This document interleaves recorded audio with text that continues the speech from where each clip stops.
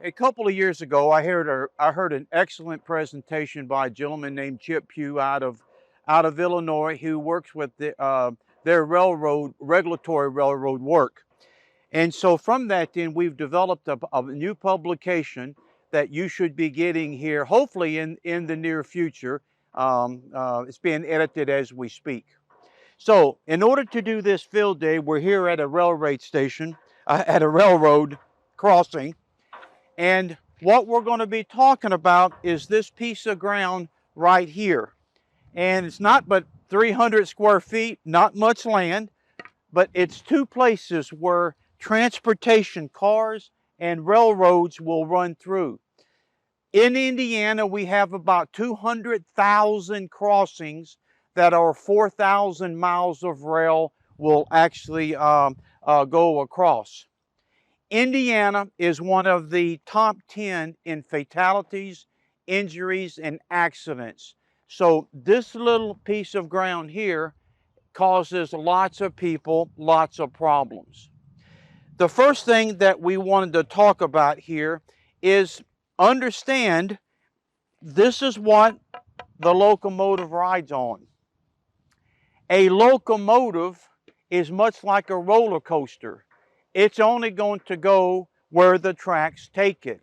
So in other words, a locomotive, an engineer has no choice when there is a car or somebody there in front of them. He has to go straight, which brings us across the line. Secondly, that a lot of these trains are more than 100 cars in length. When the engineer sees somebody, it takes about 1.5 miles for that train to stop. If you can imagine that loaded rail coming through and pushing behind the locomotive, it just takes a long time. And that's the critical thing to remember as we work through this presentation. So what we would like to say is this part right here, what you're seeing down the tracks, belongs to the railroad, and they're responsible for maintenance like they're doing on the back end of this one. They're responsible for making sure that the lights and the bells and whistles on this one are working. And they're responsible for making sure that everything is cleared so that we can see things. When we step right out here on the pavement, this belongs to the state. And the state or the county are responsible for maintaining this area and giving us some of the markings. So what I want to do is we want to walk right up the hill here, and we're going to show you basically what the railroad and the state is trying to convey to you as you begin to approach a crossing such as we have here. So all railroad crossings are going to be marked to let us know that you're approaching one.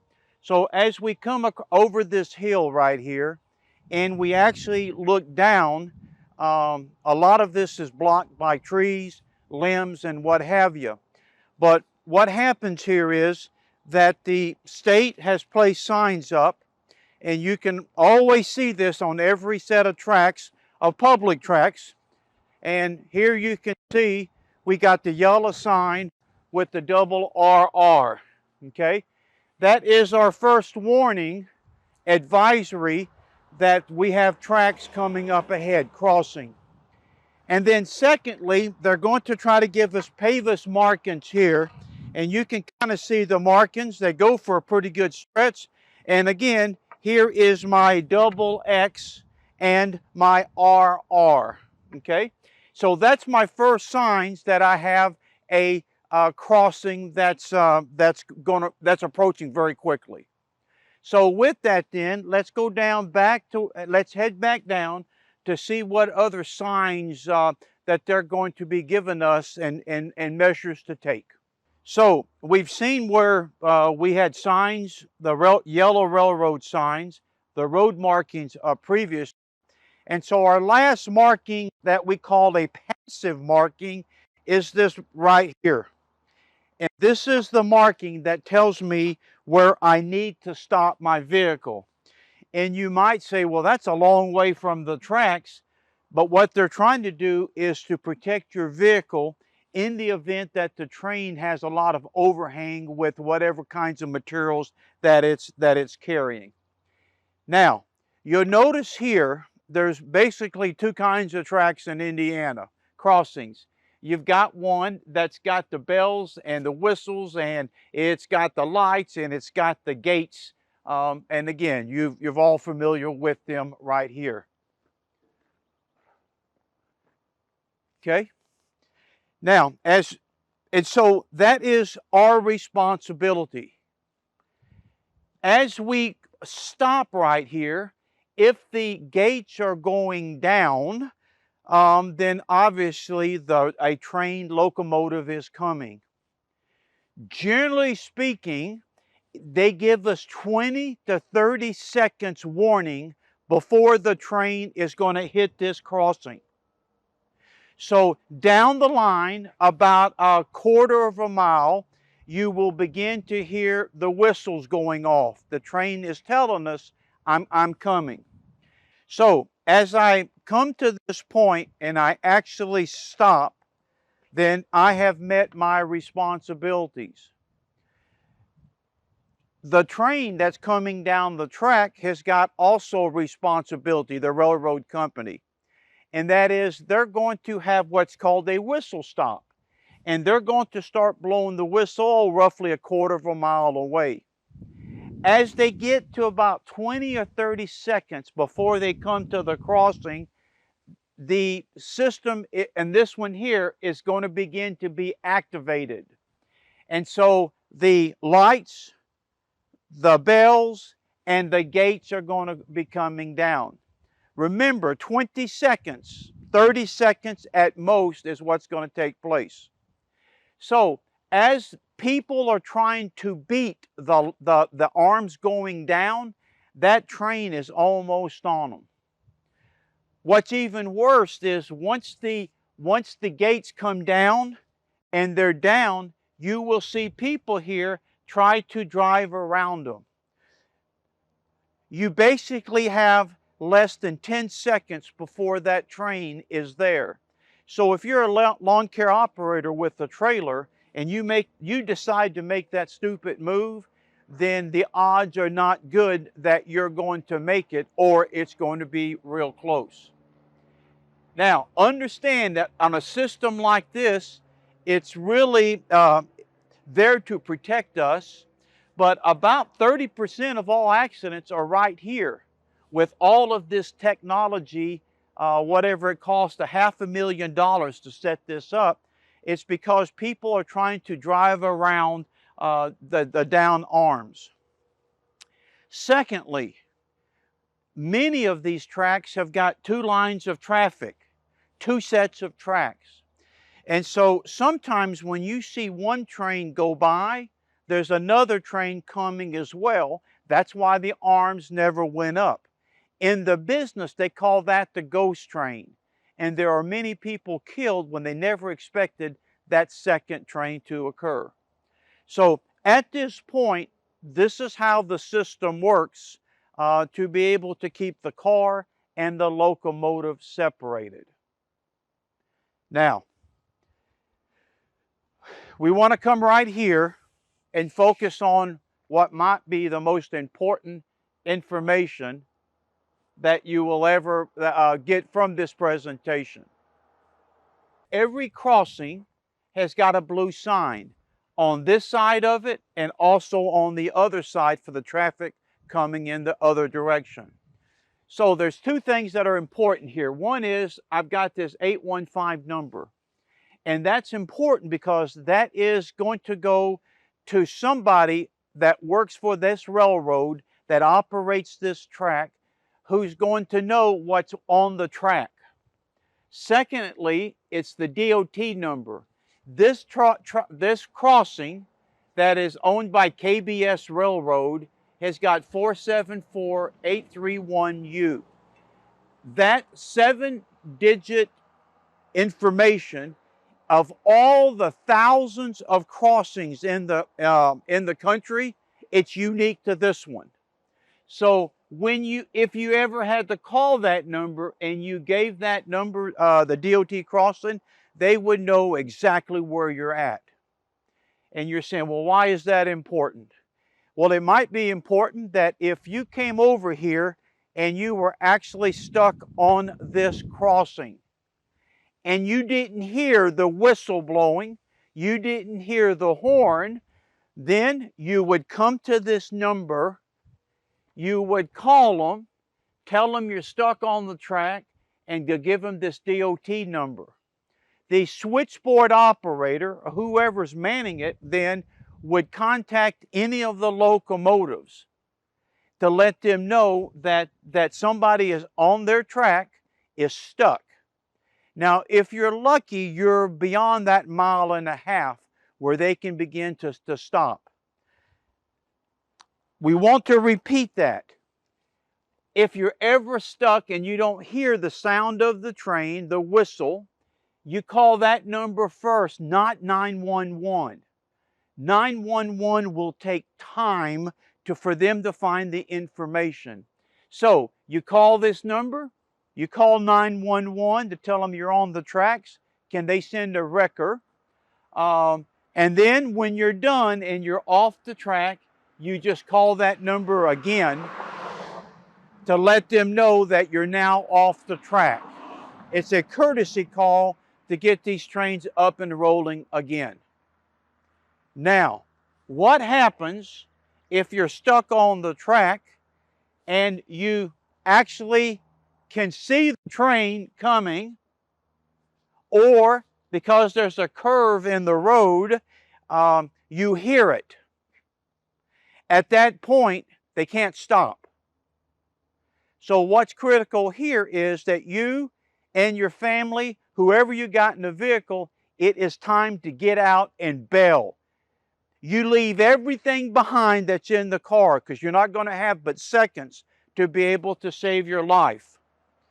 So what happens when I need to bail out? I can see the train coming, or I can't see it, but I can hear it. So there's no time. You're going to bail out, you're going to get out, you're going to leave all your possessions behind. There is no time. Make sure that any people and your passengers are taken out. So let's assume that the train is coming in this direction. It's going this way. Which way would you run? So think about this collision of a locomotive and your lawn care truck or whatever truck you got and your trailer that's fixing to happen. If you are stuck on the tracks, obviously sideways, as this locomotive hits you, it's going to push everything out in front of it and to the side. So it seems like it's the wrong way to do, but if you ever bail out, you want to run toward the train. So in this example, I would get out and I would run toward the train, but I would run up at a 45-degree angle if I could. I would run up as the way that I'm walking, and I would be running up in here. So as the train hits your truck, hits your trailer, it's going to push the debris toward the direction it's going, and you're going to be going in the opposite direction. And that is how then we actually work these signs.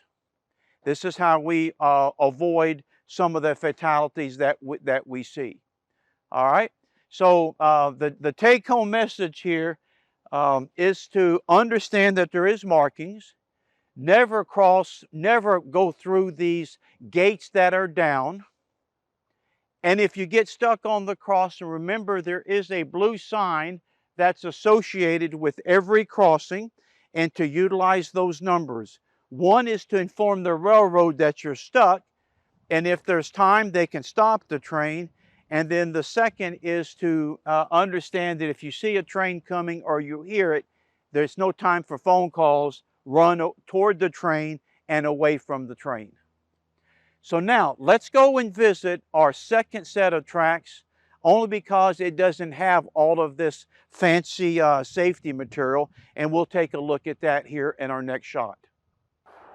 So what we wanted to show you was the opposite end of the spectrum.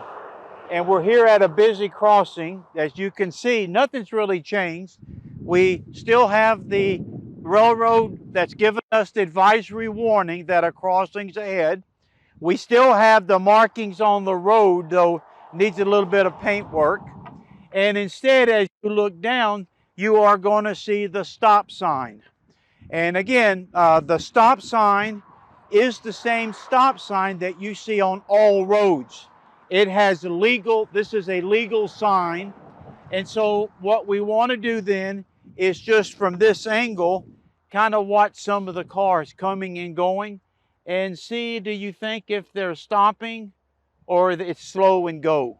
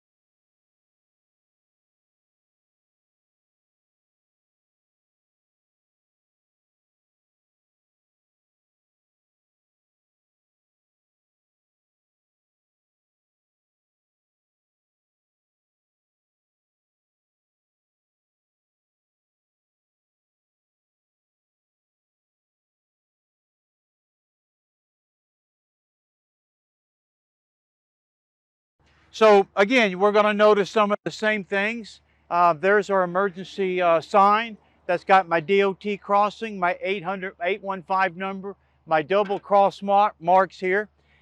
This actually means yield, but when you have a stop sign, the stop sign is what counts. It trumps the yield sign, obviously.